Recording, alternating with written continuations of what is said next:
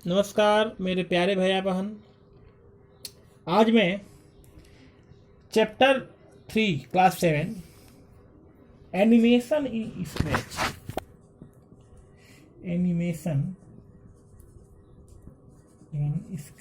SCRATCH के बारे में बताना चाहता हूँ। इसके पहले भी मैंने इस वीडियो में एनिमेशन के बारे में बताया है, स्क्रैच के बारे में बताया है, कैसे स्क्रैच में एनिमेशन तैयार किया जाता है, स्क्रैच सॉफ्टवेयर क्या होता है, एनिमेशन क्या होता है और कौन कौन इसके एलिमेंट्स हैं, सब इसके बारे में चर्चा किया था। उसी चैप्टर का एक बहुत ही इम्पोर्टेंट पॉइंट्स रह गया था जिसको हम प्रोग्रामिंग ब्लॉक के नाम से जानते हैं, PROGRA।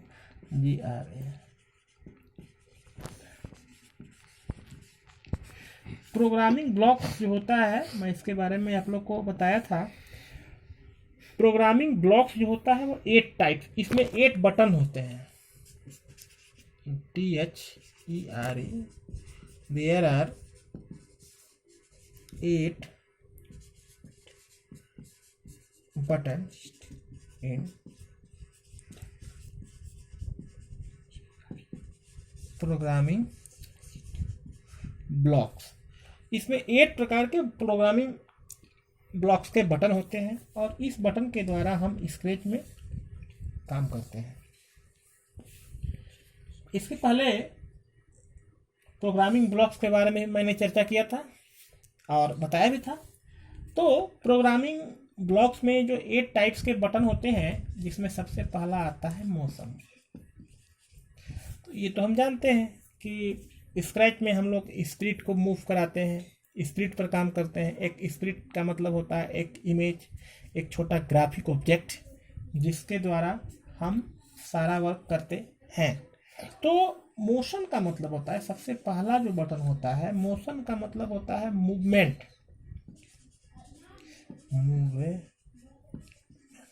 ये क्या करता है, स्प्लिट को मूव कराता है। जो भी हमारा छोटा ऑब्जेक्ट होता है, चाहे जैसे भी हम ऑब्जेक्ट को सिलेक्ट करें, इसका काम है कि उसको मूव कराना, मूवमेंट यानी उसको गति प्रदान करना। अब जो हमारा स्प्लिट है, उस स्प्लिट को हम गति किस तरह से प्रदान करते हैं। वो गति एक तो होता है क्लॉकवाइज और दूसरा होता है एंटी क्लॉकवाइज। यानी जो स्प्लिट होता है उसको हम क्लॉकवाइज मूव कर सकते हैं और एंटी क्लॉकवाइज मूव कर सकते हैं। यह काम हम मोशन बटन में करते हैं। उसके बाद दूसरा हमारा आता है कंट्रोल। कंट्रोल क्या होता है? कंट्रोल का मतलब ही होता है नियंत्रित करना, नियंत्रण। तो कंट्रोल जो बटन होता है, इसके दो बटन्स को मिलकर बना है। कंटेंट जो होता है, जो कंट्रोल बटन होता है, इनमें ये 2 टाइप्स के होते हैं। कंट्रोल बटन 2 टाइप के होते हैं। सबसे पहला इसमें आता है A conditional looks, CONDITIONAL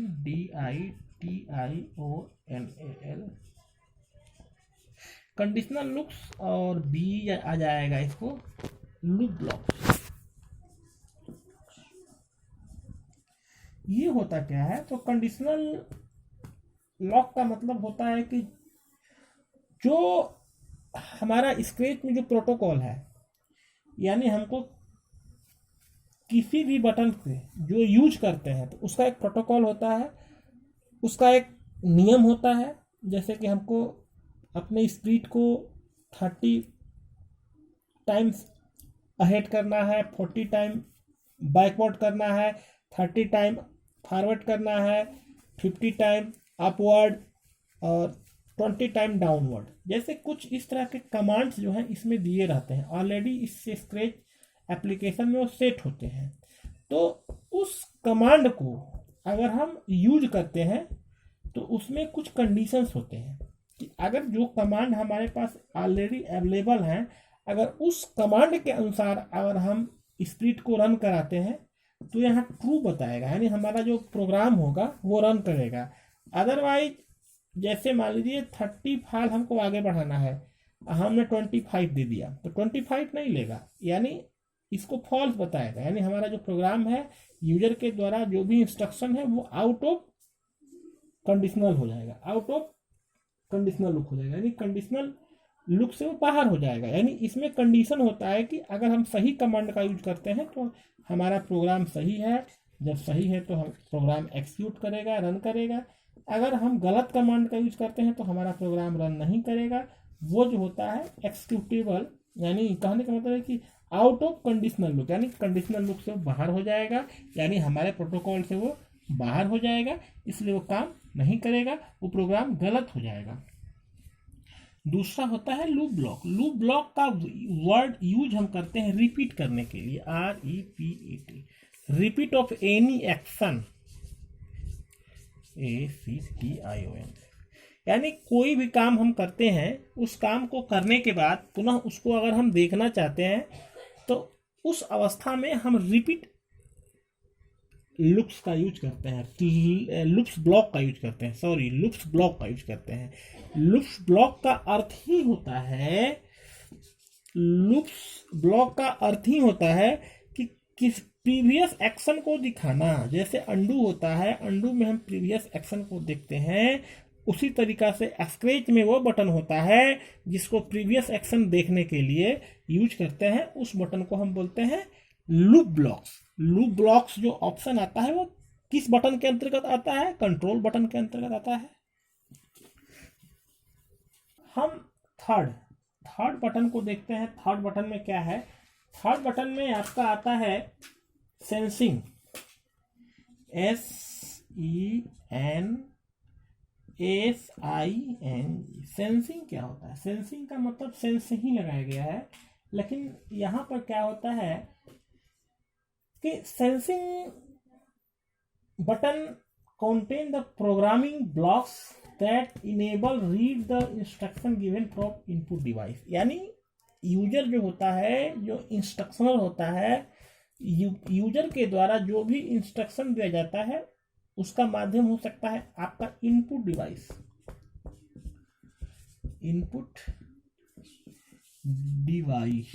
input device में मोस्टली आपका कीबोर्ड और माउस आता है, जिसके द्वारा हम कंप्यूटर में किसी भी डेटा का इंस्ट्रक्शन देते हैं। तो ये काम क्या करता है कि जो इंस्ट्रक्शन देते हैं उस इंस्ट्रक्शन, यूजर के इंस्ट्रक्शन को, यानी यूजर के द्वारा इनपुट डिवाइस से जो भी इंस्ट्रक्शन दिया जाता है उस इंस्ट्रक्शन को स्क्रैच एप्लीकेशन तक पहुंचाना, यानी स्क्रैच एप्लीकेशन तक उसको मूव करना, ये काम हमारा होता है सेंसिंग का। वो रीड करता है, यानी यूजर के द्वारा स्क्रैच एप्लीकेशन में जो हम इंस्ट्रक्शन देते हैं उस इंस्ट्रक्शन को रीड करने का काम, और रीड करके क्या करना है, उसका रिजल्ट क्या देना है, उसका इंफॉर्मेशन क्या तैयार करना है, ये काम सेंसिंग बटन का होता है। सेंसिंग बटन का मतलब ही होता है कि यूजर के द्वारा जो भी इंस्ट्रक्शन दिए जाते हैं उस इंस्ट्रक्शन को समझना, रीड करना, और रीड करके कैसे उसका यूज करना है, किस तरह का इंफॉर्मेशन हमको डिस्प्ले करना है, उस इंफॉर्मेशन को तैयार करना, ये सेंसिंग का काम होता है। उसके बाद चौथा आता है लुक्स। लुक्स बटन का मतलब होता है, looks button contain the programming block that control the look of the split and display graphical effect. Looks का मतलब होता है देखना, या हम यूं कह सकते हैं कि दिखावा। लुक्स मतलब दिखावा। इसका यूज हम जो है इसलिए करते हैं कि जो भी हमारे स्प्लिट्स होते हैं, जो भी हमारे स्प्लिट होते हैं या इमेज होते हैं, ग्राफिकल इमेज, उसके बैकग्राउंड को चेंज करना, उसके शेप को छोटा करना, बड़ा करना, यानी उसका इफेक्ट चेंज करना। इफेक्ट चेंज करना मतलब उसको अट्रैक्टिव बनाना, उस पर कुछ लिखना, उसको आकार को छोटा करना, आकार को बड़ा करना, साथ ही साथ कलर को चेंज करना, ये सारा जो काम है लुक्स, यानी जो भी पोज जिसको बोलते हैं, जेस्चर पोस्चर बोलते हैं, किसी व्यक्ति का जो लुक होता है उसको चेंज करना। यानी उसी तरीका से इसमें किसी भी इमेज का, किसी भी स्प्लिट के लुक को, बनावट को चेंज करना, बदलना, उसके इफेक्ट को बदलना, ये काम हम लुक्स इस बटन्स में करते हैं, लुक ब्लॉक्स में करते हैं। नेक्स्ट आता है आपका पेन। जैसा कि पेन का मतलब होता है pen up and pen down. हम लोग कक्षा क्लास 4 और 5 में इसके बारे में पढ़ चुके हैं। लोगों में हम लोग को पढ़ना था ये बटन का जो यूज होता है pen up and pen down. ये क्या करता है, the pen colour shade and size can be change. ये जो होता है सबसे बड़ा काम होता है कि the pen colour shade and size can be change. इसमें क्या होता है, जो भी स्प्रिट होते हैं, सबसे बड़ा चीज कि स्प्रिट को कलर करना। स्प्रिट का किसी भी भाग को क्या करता है, ये कलर करता है। उसको कलर करने के बाद उस भाग को ये छोटा और बड़ा भी कर सकता है। जैसे हमको कोई चित्र बनाना है तो कोई चित्र में हमने हाथ बनाया तो हाथ का कलर और कर दिया, पैर में जूता पहनाया तो पैर का कलर और कर दिया। यानी इस तरह से उसको कार्टून को अट्रैक्टिव बनाना, ये होता है पेन अप पेन डाउन।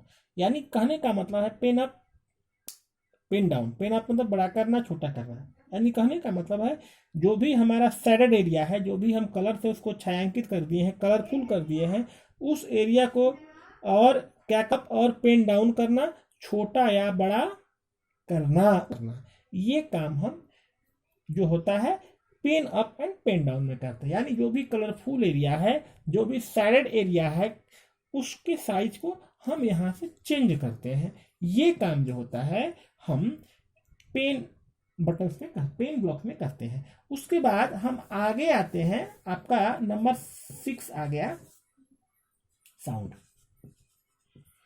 जैसा कि मैं जानता हूं साउंड का मतलब होता है आवाज। जैसे कि हम सिंपल भाषा में जानते हैं आवाज या ध्वनि। इसका मतलब होता है जो भी हम इमेज बनाते हैं, जो भी चित्र बनाते हैं, जो भी स्प्रिट तैयार करते हैं, उसमें साउंड देना, आवाज देना।